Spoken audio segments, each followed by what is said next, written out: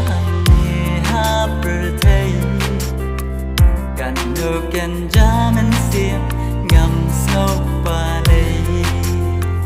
kumbanga don jingi kaba shisha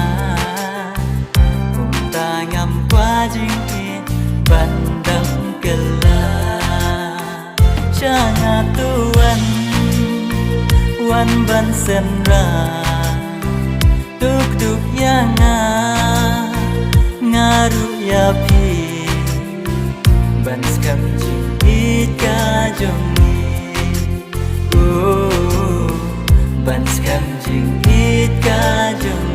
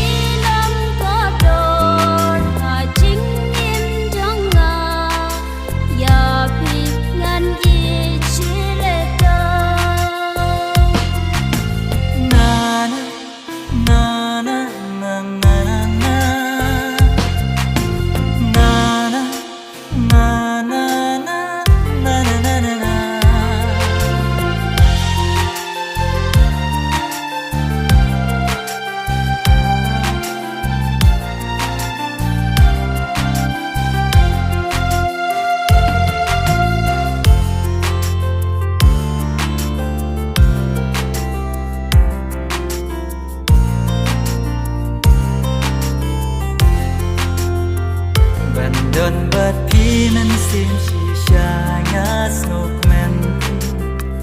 ban ngai na phi va di nya du jingle men ava don lang bat pi men sim ngasuk ken jai wala bun ki jing e ngan ong ku slai cha nga tu wan ban sen ra tuk tuk ya ngaru ya pi ban skam jing it ka jongi